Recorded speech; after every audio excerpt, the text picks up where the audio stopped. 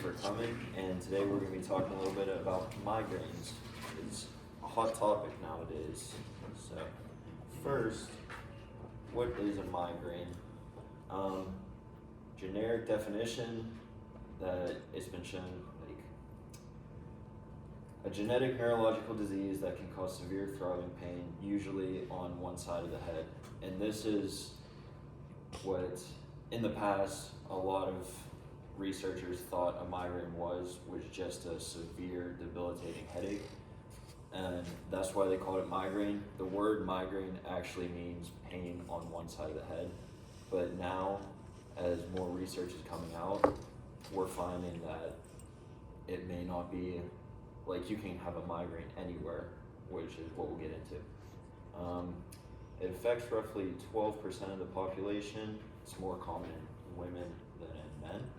And it's the second leading cause of disability worldwide. Actual number one leading cause of disability is the National Board of Chiropractic Board Examinations. Well played. I was having too much fun making this PowerPoint. So, like I said before, they're finding out now that migraines don't just have to be in the head. You can have abdominal migraines, retinal, menstrual migraines, vestibular chronic, and then the ones that people are most familiar with are the ones with and without aura.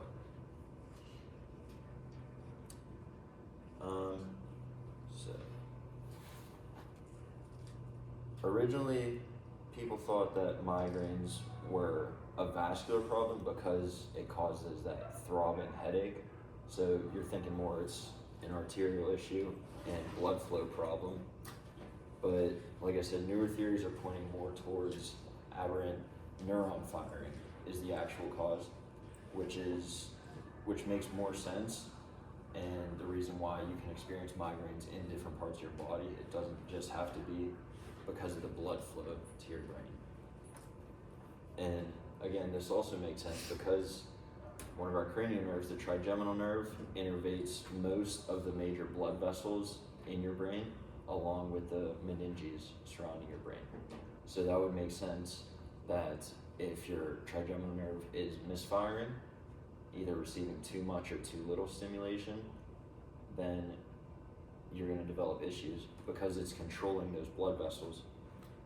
And they see a lot of the times in migraines, your blood vessels become too vasodilated, so a lot of the medications they give you are to vasoconstrict those blood vessels. Well, how do they become vasodilated in the first purpose? It's probably an issue with the neurons firing to those blood vessels in the brain.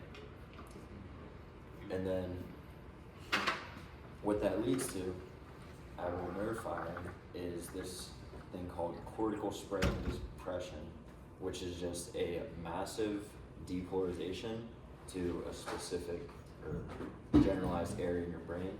That's why it can be one side of your head.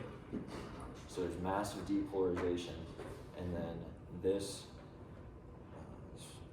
so it's followed by inhibition of those neurons and misfiring. So once you get that massive spread of depolarization, which probably constitutes those aura-like symptoms, then you get misfiring, and that's when you start to experience pain and other types of symptoms. Can you describe aura? Yeah, I will. I don't know what that means. I have that coming up. Okay. That might be the next. There it is. So the phases of a migraine that everyone recognizes are the prodrome, which is like before the actual migraine happens, you start to experience different types of symptoms and that aren't really a headache. We'll talk more about that when we break down each one individually. Then the aura, and not everyone experiences an aura with their migraine.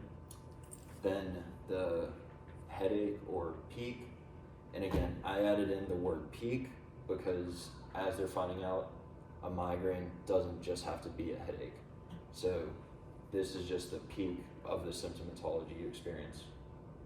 And then the postdrome, also known as the hangover phase. So the predrome it's been shown to target the hypothalamus.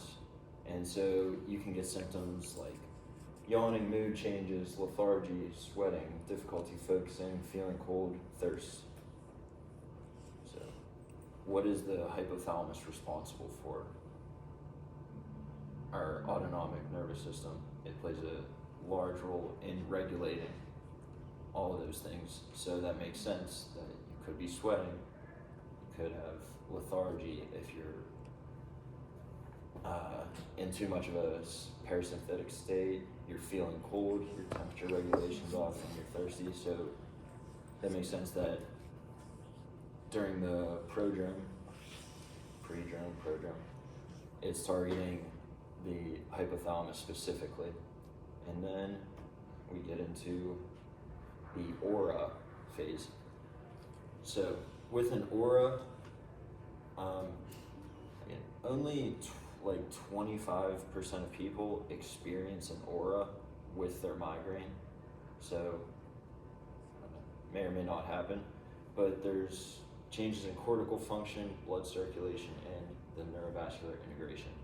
Like I said, when that cortical spreading depression happens, you get massive depolarization throughout the brain, and that makes everything go haywire. So you can experience positive or negative symptoms.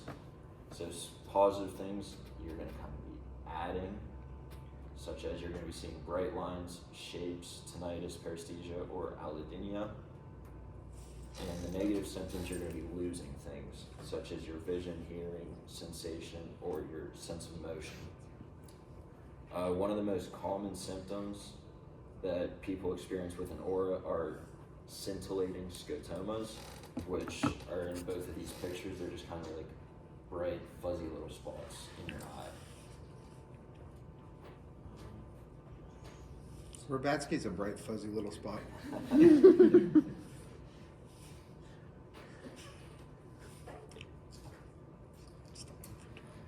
So, for the headache or peak phase, this is caused by changes, like I said, changes in the blood circulation. Basically, your vessels become extremely dilated, and your brain's getting the wrong amount of blood flow to the brainstem, thalamus, hypothalamus, and cortex. And again, it's why there's such a vast majority of symptoms associated with migraines. It might not be all these structures. It could be a more focal area. It could be a wider area.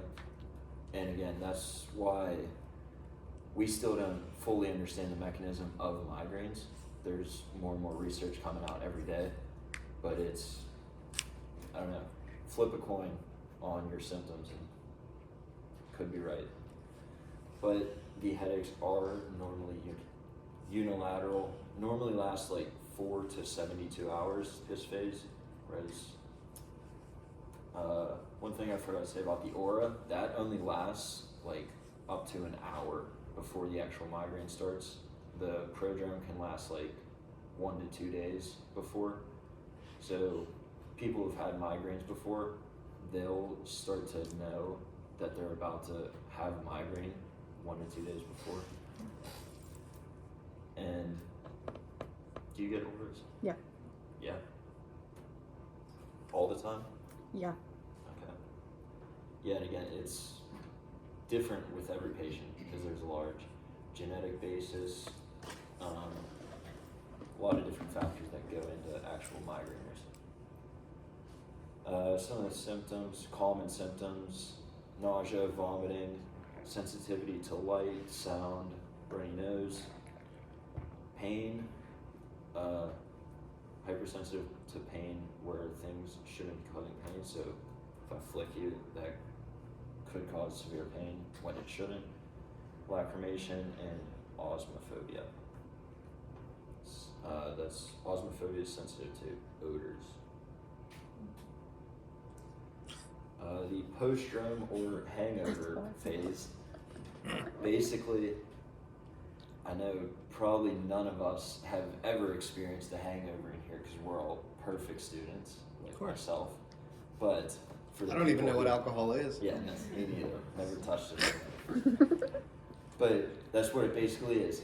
a hangover, you're just exhausted, dizzy, you just can't concentrate, you just feel like shit. And that, again, if your neurons are firing incorrectly, rapidly, if you're being overstimulated for 2 to 3 days, they're gonna get fatigued just like any muscle in your body. And then when that finally resets, they have no energy. So basically, your body's gonna devote all of your resources into trying to fix the problem in your brain. So that's why you feel like shit and you're just exhausted. The rest of your body just doesn't feel great for that reason.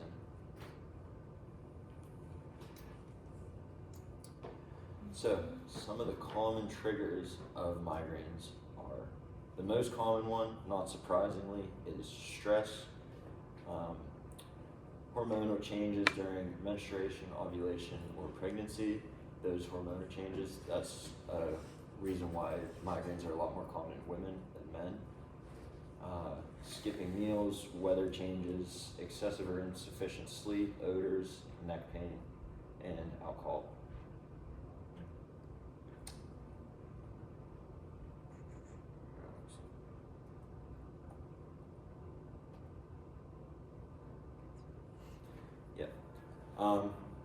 The most common reason people do develop migraines, though, has been linked to genetics. Again, I'm not a geneticist.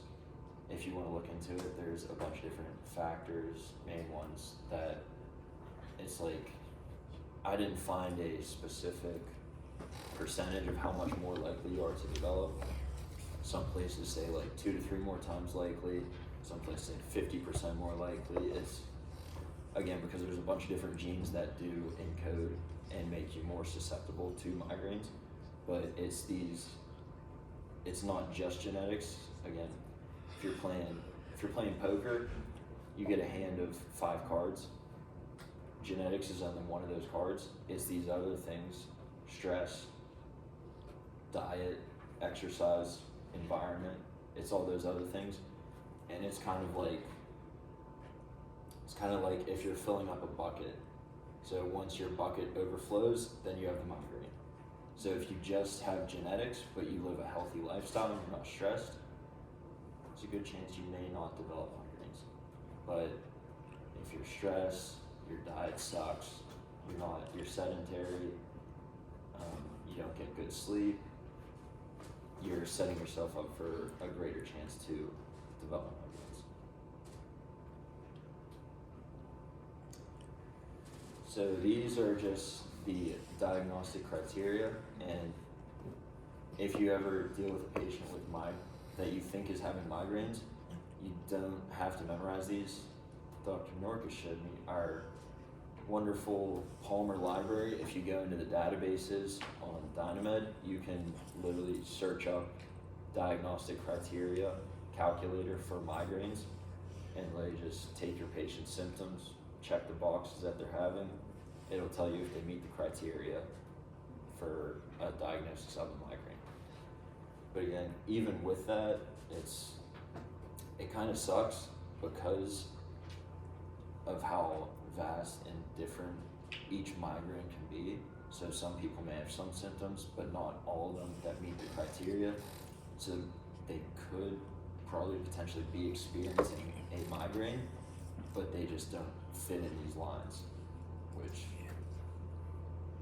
yeah, then what do you do at that point? It's like, you're still gonna treat them the same, but they just can't make the diagnosis. So, some of the common medications that are given out for migraines are NSAIDs, triptans, antiemetics, calcitonin gene-related peptide antagonists, and this calcitonin gene-related peptide, this was one of the main genes that were found to be elevated in people who developed migraines. So that was a really common occurrence. That was the one that I kept finding, that kept showing up with people who developed migraines. They had this gene. ergots, and nitrous oxide. So, similar thing to all these, they're all types of vasoconstrictors mainly, and sorry, COVID. Kidding. But yeah, so they're all vasoconstrictors, and that's been the main approach for so long, is to target the arterial system to treat the migraines, to try and get rid of that throbbing headache. And again, no knock on anything on these medications. If they help your patient, great. What else can you do for them to try and eliminate migraines completely rather than just treating them once they happen? Question? Yeah, so I've heard of people getting treated with small doses of antidepressants post to try to reduce symptoms. Is that a thing also? I believe it could be, because as we'll get into, like, basically the more realistic theory is that when you get that migraine, your brain is either receiving too much or too little stimulation. There's not really a way to differentiate, but your main goal is going to be to try and stabilize those neurons. So if you provide some type of stimulation to those neurons to try and stabilize the membrane potential again and get them healthier. So you said too much or not enough stimulation, but Yes. wouldn't it just be too much? Because like when I get a migraine, I can hear like the light fixtures. Wouldn't that be too much stimulation? It could be. Like I said before, on that aura, if we go back, there's positive and negative symptoms. So if you're seeing bright lines, you're hearing ringing in your ear, you might be getting too much stimulation. But as someone who loses their vision, hearing, or sensation, maybe their neurons are being understimulated. Can I add something too? just a pop one. So you just said you get too much stimulation because that's what the symptoms seem like. What if those symptoms are caused by not enough inhibition?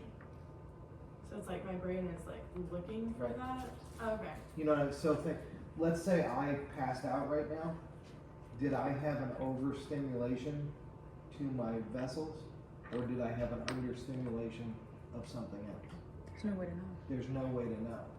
Okay. That's why they do a lot of trial and error. And so is there any kind of studies that you could send me in the way I don't really know much about research. Okay. I'll send you something. Yes. You're welcome. Who's to study if overstimulation or understimulation for you? Oh, sure. There's a lot of studies on that. I'll do a They're case study. usually alcohol related. If you're gonna do Says it, the do sober it. man. I have a question. So recently in physio we learned that like nitrous. I think it was like nitric oxide is like the vasodilator. So the nitrous oxide would be like the opposite for. Yeah. So Dr. Norks and I just talked about this. So I asked the same question. That's why I So, was confused.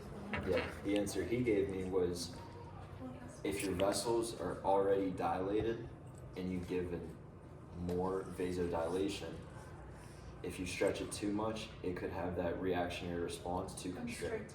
Oh. So that's why it kind of works. It's like a negative Yeah. gives you like a positive Yeah. type of outcome. Yep. One other thing too, I don't want to hijack your talk.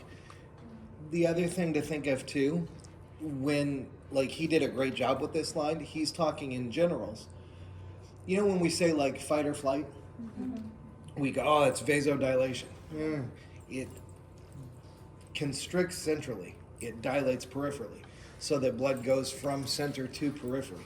A lot of these have very different effects if we're talking about central versus peripheral. Like nitrous oxide, the most common use for it in medicine is laughing gas for dentistry. Why it makes you feel loopy? It's a massive vasodilator to your brain. Your brain gets an insane extra amount of blood, and you go, hey, this is great. But it has a lot of different effects in different places. Okay, thank you. You're welcome. That's why whippets make people feel crazy, my from God. what they tell me. Yeah, no, we've never done that. From what we've heard. Mm-hmm. That joke didn't go over too well. All right. No All whippets, right. no alcohol. Yeah, So- apparently, yeah. This is not a fun Now level that we read. know a little more about migraines, we're just going to kind of workshop this. What can we do for our patients besides refer them and give them medications?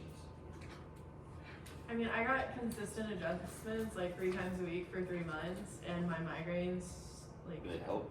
yeah, Damn, that didn't work for me. yeah, like it went Yeah. through. No. So here's the funny thing and difficult thing about migraines is there's no right and wrong answer of what we can do to treat the migraine. And a lot of the times it's going to be trial and error. So if it works for you, great, keep doing it. It may not work for someone else. And Yeah. So any ideas? Trigger Chiropractic manipulation. trigger point. Trigger point. Yeah. Sure. That's a good one. Mm-hmm. Trying to like massaging like if you get like a lot of like neck pain, that may trigger like those massive headaches towards the point to get to like a migraine. Definitely like doing some like wash or a trigger point will help kind of tone it down a Mhm. little bit. Yeah. Muscle release, less tension. Extremity adjusting? Well, yeah, I was gonna say. So when you got manipulated, where at was it cervicals always? So like you said, trial and error, we had to kind of find the points that it was. So a lot of mine were tension coming from a previous shoulder injury. So we were doing actually a lot of extremity manipulation and muscle tissue work to like try and get all of that to settle back down before we moved on to cervical. So we had to start where the problem was before going to what it was affecting. Yeah, and that's what makes sense to me. If the first time someone comes in and they have migraines and you just rip a cervical adjustment on them, the first time, They're gonna cry. yeah, they might cry. So maybe you have to start with their extremities, adjusting their fingers, their elbows, their ankles, hip. Start more in the extremities, so you're gonna give them less of a central stimulation, as opposed to go right to the source at the head, and just that may exceed their metabolic capacity and actually make the problem worse. So traction helped a lot too. Mm-hmm. Yeah. So it seems like a lot of not less powerful adjustments, at least at first. Yeah, absolutely. Mm-hmm. And again, and that makes sense because we're trying to restabilize that neuron firing in the brain rather than just send as much stimulus as you can, because again, that may not help. Would you adjust every migraine patient you have? Maybe. You'll find a lot in neurology, a lot of the answers you're going to get are yes and no, because every case is different. Again, would I think about it? Yeah, I would consider it. I was just gonna throw my tap in. I have chronic migraines. In the month of July, for example, I had 18 migraines. So I was always in a state of pre-drum or a migraine prodrome. Like I was always a part of it. I've done chiropractic. Obviously I'm here. I love chiropractic. When I saw a neurologist chiropractor for months, my migraines were untouched. It didn't do anything. Because the adjustments that we're doing, they weren't the cause, because they were ripping through my neck and now my neck hurts. So it was like, it didn't work for me, but it worked for her wonderfully. But the only thing that's worked for me so far is getting needles put in my body, like shots. So every migraine patient is going to behave so differently, which is why the research is always ever growing, because they're like little mysteries of headaches. It's super weird, it's super complicated, which is why we like to talk about it. So like he said, like you can adjust, but it might not work. Yeah. A lot of migraines are misdiagnosed too, where someone will say, oh, it's you have migraines, when it's a totally different type of headache that's mimicking a migraine. So like a cervicogenic headache or a tension headache. And then a lot of headache patients have more than one type of headache that jumps around too. So That makes it a little bit harder to diagnose correctly oftentimes. Any other ideas? Brain exercise, What kind? figure eights, different eye movements to cause, all that stuff. Yeah, do a little neuro stuff. Yes. Yeah, because a Neuro lot of times saccades. people, who would have thought? Yeah, a lot of the times with migraines, you're gonna see like nystagmus, different types of messed up eye movements. Their saccades or pursuits could be messed up. And again, we just have an hour, and I'm not advanced enough yet, but there's with every different type of migraine, you're going to see a different eye movement. So you have to know what correlates to what actually might help them, what actually might make them worse. You're not just going to see, this person's saccades to the left are messed up, so they're having this type of migraine. And it's probably a lot more complex than that. So in just a general headache, do you still have those irregular eye movements, or is it only in migraines? Potentially. It's usually only in migraines. You can get some eye movement abnormality in other headaches. It's just they're so minute that it's almost impossible to see with the naked eye. If you use something called a VNG, which is a video nystagmography unit, it can pick up the mild ones. Okay. Oh, You're on a VNG. yeah, I was on a VNG kick because that's my notes from yesterday in class.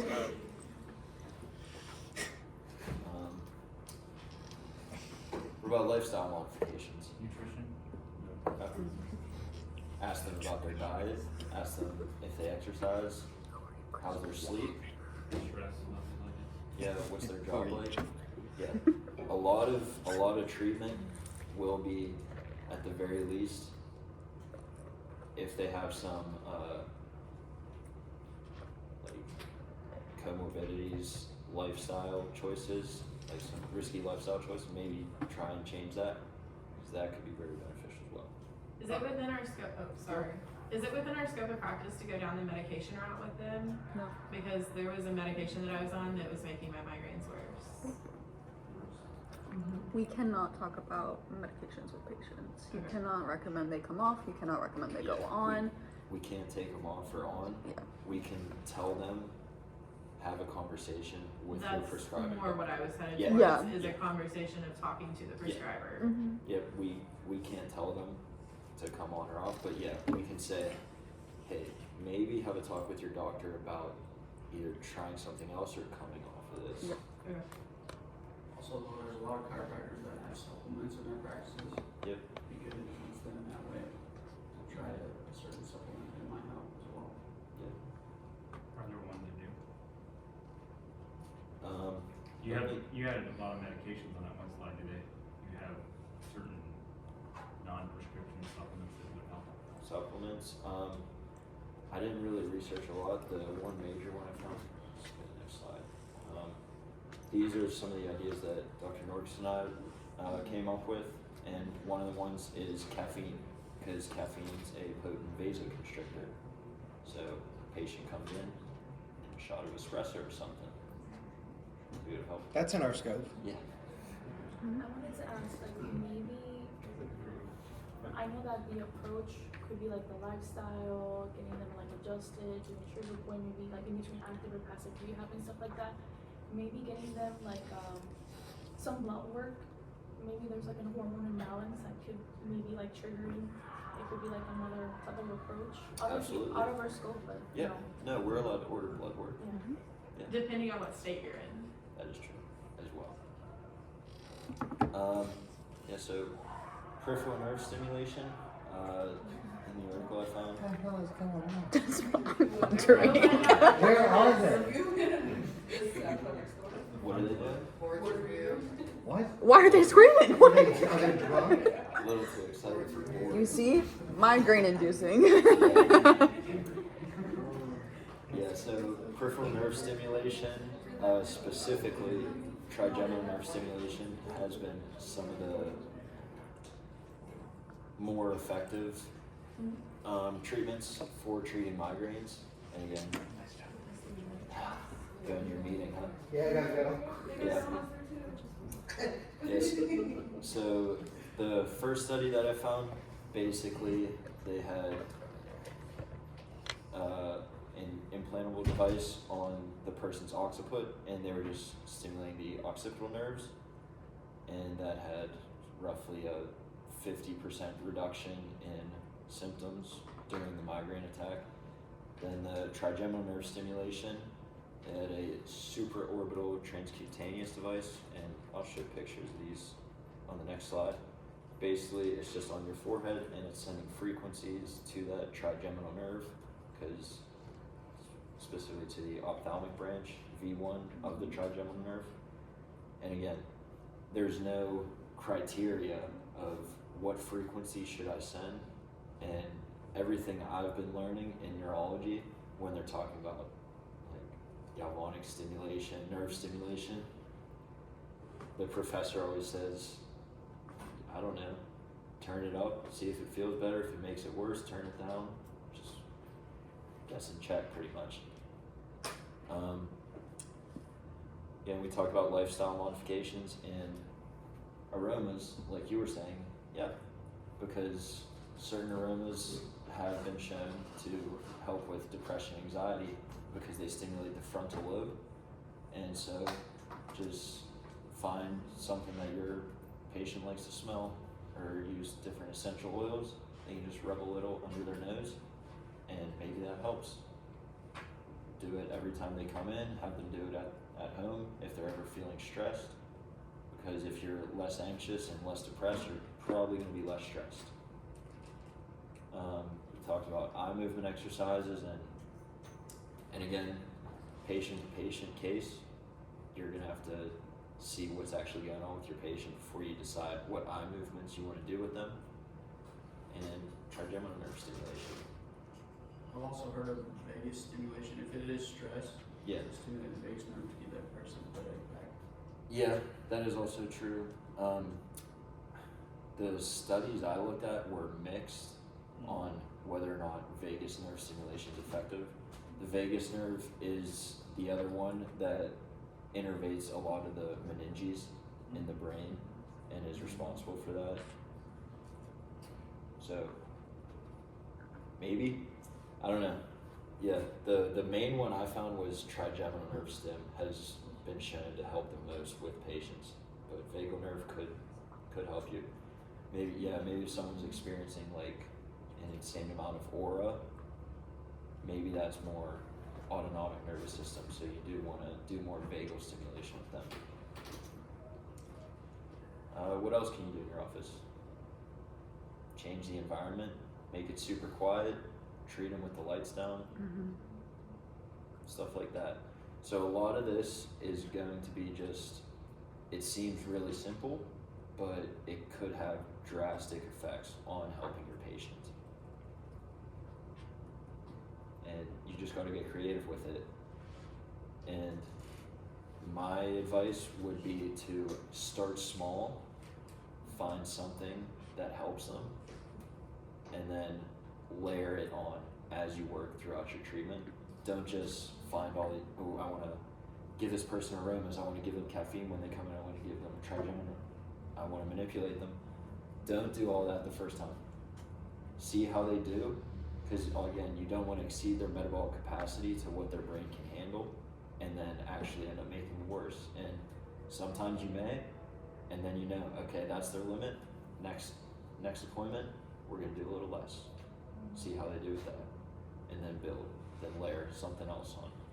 How do you convince somebody to keep coming back and trying again and again and again without results? Without results? Yeah. Well, the main thing is you're looking to induce a change. So if you can kind of convince them, well, we saw a change here, so we're on the right path. We just may need to alter it a little bit. Yeah, but how do you convince them to continue altering it when there's insignificant changes or a backslide change? Like, So I think for me, like with having the chronic migraines that I do, a lot of patients in general chiropractic are coming to you as a last source. Yeah. You are their last ditch effort because they are desperate. And I can speak that in both cases. I broke my back, nobody could fix me except a chiropractor. I have chronic migraines, nobody's been able to fix me, period. Chiropractors, neurologists, everybody, I've tried everything. But I'm always continuing to try. So like, I have changed my medications, I have done lifestyle, I've done all of these things. Well, not maybe everything on earth, but for the last 8 years or so, I've been changing every year what I'm doing because I'm desperate to get rid of these. And I think if you're at a point, and obviously you never want your patients to be like desperate, but a lot of them are going to be. And at the office I interned at, we had a patient that had chronic migraines, and when she came in, it was literally all lights off. You are doing everything in the dark. Her muscles stand completely in the dark because she literally can't handle light at all. She will vomit if she sees light. So it's patients like that where you're like, she doesn't have an option. She can't live a life unless she gets treatment. And mine as well. Mine are so debilitating. I can't exist unless I'm treated in some way. And a lot of the treatments I do lessen the symptoms. I still have migraines. They're just not as bad. So it's things like that where you're like, that's a change and it's something I'm willing to take. Like, I'll take a little bit over an extreme migraine every single day, every single month. You know what I mean? So it's a point of, if a patient needs this help, they will seek it out and they'll continue to try different options. As long as you're willing to show them, I'll change next time. Like, obviously this didn't work, we won't try it again. Let's move on to a bromas. That didn't work, okay, cool. Let's move on to Trigen. Like, things like that. I think you have to just always be willing to work with them and see what's helping, what's not. Does that make sense?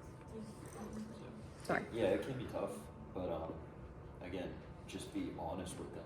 Don't make any promises in the beginning. Say, I'm going to completely get rid of your migraines. That's probably not going to happen, but if you can make them 10% better, 20%, like 10% is 10%. Yeah. Take it. like question. Just curious, at a point, is there ever a time where you would, if you weren't doing anything effective for them, that you would refer them, or you just? Probably, if you're all out of ideas and nothing's getting better, you gotta swallow your pride and say, Yeah. I'm sorry, I tried everything. Yeah.